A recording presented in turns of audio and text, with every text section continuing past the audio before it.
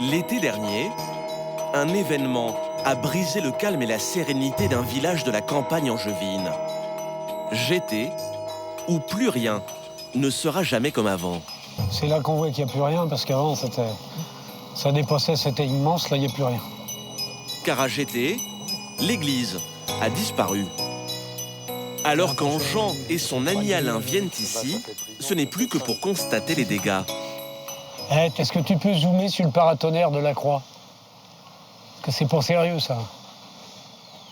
Il est complètement arraché. Il y a 5 mois, des bulldozers ont mis à terre le cœur du petit bourg. De 150 ans d'histoire, ne reste plus que le clocher et quelques souvenirs.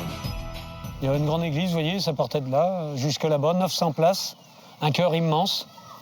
C'était une petite cathédrale, quoi. Moi, j'ai baptisé mes enfants ici. Tous les copains se sont mariés là, ma famille, mon frère s'est marié là. Si l'église a été rasée, c'est que la commune n'avait plus les moyens de l'entretenir. Alors un beau jour, les pelleteuses ont débarqué sous les yeux des 2 hommes. L'église est tombée. Alain ne s'en est toujours pas relevé. C'est de la destruction, c'est même pas de la démolition, c'est du saccage. Ils tirent tout, quoi. Ils tirent tout, c'est du saccage. Quand ils ont construit ça en 1860, là, ils bâtissaient pour 500 ans, pour 1000 ans. Ils n'imaginaient même pas qu'un jour on pourrait la détruire, volontairement, je veux dire. Et Gété n'est pas un cas isolé, car en France, de plus en plus d'églises se ramassent à la pelle. En 10 ans, 25 ont été rayées des campagnes françaises. Et les destructions s'enchaînent, car le rythme ne cesse de s'accélérer. Depuis le début de l'année, tous les 2 mois, une église est réduite en poussière. Délabrée, 250 autres risqueraient aujourd'hui de subir le même sort. Car raser, c'est bien moins cher que de rénover. Alors faute de moyens, de plus en plus de mairies décident de passer à l'acte. À chaque fois la même raison, pas d'argent dans les caisses pour entretenir les lieux de culte.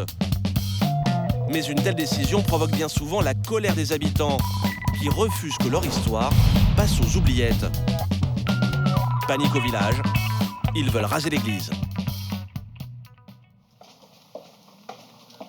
En Champagne, à Bar-sur-Aube, cela fait quelques années que cet homme ne dort plus sur ses 2 oreilles. René Godot, le maire de la commune. Ah tiens, tu vois, Franck, la tôle, là, elle a bougé, c'est tout récent. La nuit dernière, une bourrasque s'est à nouveau attaquée à l'église de la ville. Ouais, là, il est en date. On a des tôles qui se sont envolées. Envolées à chaque fois. Alors imaginez, lorsqu'il y a un souffle fort, des tôles, ça peut très bien décapiter des gens. Alors chaque semaine, avec Franck, des services techniques, René Godot se rend au chevet de la vieille dame, que seules quelques béquilles maintiennent encore debout. Regardez les fissures. Les murs de la nef ne tiennent plus que par miracle. Ça peut basculer. Et monsieur le maire craint pour ses administrés. Si cette partie bascule, la dame qui habite juste en face, là, eh bien, je la vois très mal. Hein, je la vois, la maison écrasée. Pour offrir une nouvelle jeunesse à l'église, il faudrait tout rénover. Un lifting de luxe que monsieur le maire n'a pas les moyens de s'offrir. On va pas mettre 4-5 millions sur cette église, c'est pas possible. Ça voudrait dire que pendant 6 ans, on ne fait rien en ville. Alors là, la population, elle va pas être contente. Hein. On ne répare plus les rues, on ne répare plus les trottoirs, on ne fait plus rien, on ne chauffe plus les bâtiments, on laisse tout. On met tout ici. C'est pas possible.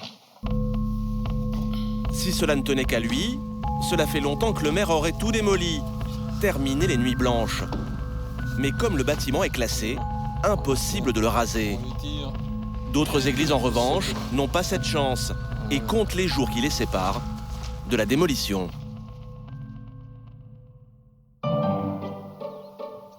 En Vendée, le dimanche, pas question pour la famille Barré de passer la matinée à flâner en chaussons devant la télévision.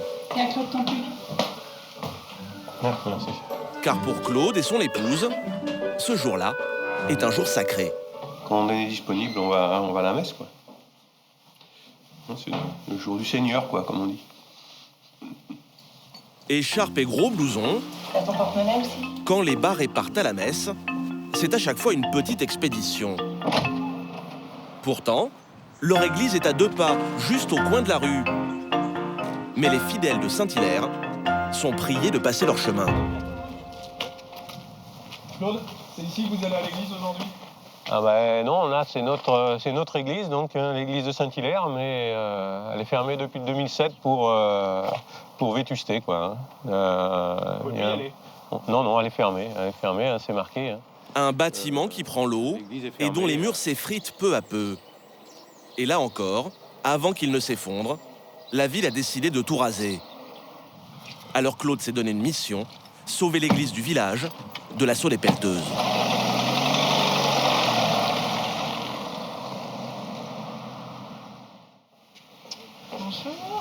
Bonjour tout le monde. À l'heure de la messe, c'est maintenant 3 kilomètres plus loin que se retrouvent les exilés de Saint-Hilaire. Et ce matin-là, entre 2 prières,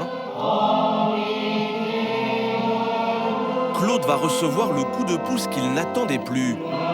Celui de monsieur le curé, qui va se mêler des affaires du village et prendre officiellement position contre les destructions. En tout cas, nos églises, même les plus moches, même les plus mal entretenues, même les plus abîmées, représentent un lieu unique qui ne pourra jamais être confondu avec une salle de concert, ni avec un musée, ni même avec un château, et encore moins, bien entendu, avec un rond-point. Une mise au point du curé en guise de sermon. De quoi redonner le moral à Claude et tous ses amis. Je pense que là, avec le sermon d'Olivier aujourd'hui, je pense qu'il y a des gens qui vont y réfléchir. L'église de Saint-Hilaire refait parler d'elle. Alors à la sortie de la messe, le sujet est sur toutes les lèvres. C'est important, je pense qu'il y a des personnes qui ont œuvré pour qu'elle soit là, cette église. Donc il faut peut-être réfléchir un peu plus avant de prendre une décision.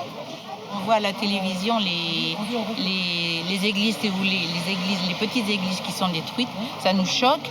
Alors particulièrement ici, maintenant, quand c'est nous qui sommes concernés. Voilà. On ne détruit pas une église. Non, on ne détruit pas une église. Mais parmi les fidèles, d'autres voix s'élèvent. Sauver l'église, pourquoi pas? Encore faudrait-il qu'il y ait du monde pour l'occuper. C'est sûr que c'est choquant, mais il faut aussi se rendre à l'évidence qu'il n'y a plus besoin d'église actuellement. Si plus tard il y en a besoin d'une autre, eh ben, on en reconstruira une autre. Mais écoutez, franchement, vous avez vu les générations qui sont dans l'église. Hein? Après nous, il n'y en a plus. Dans la commune, une majorité d'habitants serait même d'accord avec cette destruction. Mais Claude, regaillardi par l'appui du curé, est maintenant bien décidé à les faire changer d'avis. L'été dernier, c'est en ouvrant sa boîte aux lettres qu'il découvre que le bâtiment est dans le collimateur des élus. Dans le journal municipal, les habitants sont invités à répondre à une question. Faut-il rénover l'église ou la détruire? Une question à 1 million d'euros. Pour une rénovation totale de l'église, selon ce document, ça coûterait combien? Là, on est à 1 100 000 d'euros. Plus d'1 million, 1 100 000 euros. Voilà, 1 100 000 euros. En revanche, démolir l'église, cela coûte bien moins cher. Moins de 200 000 euros. Alors plus que le cœur, c'est le portefeuille qui va parler. Les gens, ils optent tout de suite pour la solution la moins chère, quoi. Ils ne cherchent pas à comprendre s'ils vont payer plus d'impôts, si...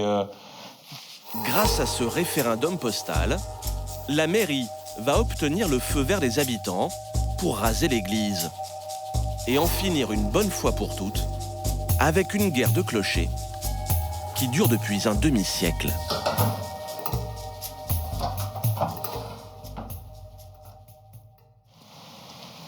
Dans la commune, Guy Blouin est l'un des rares élus à assumer publiquement son choix de démolir Saint-Hilaire. Ce conseiller municipal n'a pourtant rien d'un farouche anticlérical. Monsieur Blouin est un pragmatique. Et pour comprendre ses raisons, il suffit de faire un petit bond en arrière. Il y a encore 50 ans, Saint-Hilaire était un village bien tranquille, avec au centre son église. Jusqu'au jour où Saint-Hilaire se fait absorber par son gros voisin, Mortagne. Le souci, c'est qu'à Mortagne, il y a déjà 2 lieux de culte, un du XIIe siècle et un autre du XIXe. Alors forcément, avec 3 édifices pour 6000 habitants, il y eut rapidement une église de trop, celle de Saint-Hilaire. Et pour Monsieur Bloin, à l'heure où chaque euro compte, il a bien fallu faire preuve d'un peu de cohérence. Vous avez le centre de Mortagne, le quartier des Brunes et le quartier de Saint-Hilaire, avec chacun leur église. Il y a combien de kilomètres là du coup entre les... 3 kilomètres d'un côté, 3 kilomètres de l'autre. Si on était dans une commune où c'était la seule église, le problème serait complètement différent. Complètement différent. Dans le Maine-et-Loire, il y a plusieurs églises comme ça qui sont tombées, mais oui, mais il n'y en a plus. Quand on enlève, il n'y en a plus. Là, il y en a. Là, il y en a à courte distance, donc voilà. C'est une question de choix politique. L'argent, la commune l'a. L'argent, la commune l'a. Mais l'argent, cet argent-là peut servir à autre chose. Si pour le moment l'église tient encore debout, c'est que son arrêt de mort n'a pas été signé par le seul homme de Mortagne à détenir ce pouvoir. Alors, quelques jours plus tard, c'est un Claude, un rien tendu, qui s'apprête à prêcher pour sa paroisse. Messieurs, bonjour. Monsieur le maire. Cela fait des semaines que Claude répète son discours. C'est le moment de briller. Donc, je pense et j'estime que l'église doit être réparée. Pour tous les gens de Saint-Hilaire qui, depuis 2007, ont plus d'église. Les 7 à 800 le maire écoute poliment qui ont été et voir surprise, sur Internet, lui sur le aussi site Vendée Chouannerie, est un fervent défenseur de la petite église. Depuis vendredi dernier. Je suis d'accord avec vous, puisque c'est les arguments que j'avais avancés lors du conseil municipal. Le patrimoine de Saint-Hilaire, qui appartient à la collectivité, est relativement réduit, puisque hormis quelques calvaires et arceaux, voilà. il y a essentiellement l'église. Et c'est vrai que seulement voilà, ici, plus personne n'écoute Monsieur le maire. Après 19 ans de mandat, il s'apprête à passer la main. Du coup, au moment de se prononcer sur l'avenir de l'église, ses adjoints n'en ont fait qu'à leur tête. Combien de conseillers ? 3 options. Alors ce jour-là, on était 24. 24 sur les 28 conseillers en exercice. Et combien ont voté pour supprimer l'église ? 14. 14, il y en a 14 rebelles qui, plutôt que l'église, ont préféré soigner le budget de la commune. Et puisque le maire ne se représente pas, il y a de fortes chances que son remplaçant, lui, autorise la démolition. Alors Claude a décidé de mettre son grain de sel dans les élections à venir. À quelques mois des municipales, même s'il n'est pas candidat, il se retrouve à arpenter les marchés avec ses troupes. Bonjour. Histoire de faire de l'église l'enjeu central des prochaines élections. Pour la sauvegarde de l'église de Saint-Hilaire. Qu'est-ce que vous en pensez, vous ? Mais dans le secret de l'isoloir, pas sûr que ces efforts portent leurs fruits. Il faut dire qu'aujourd'hui, ici comme ailleurs, il y a plus de contribuables que de croyants. À peine un Français sur 20 déclare se rendre régulièrement à l'église.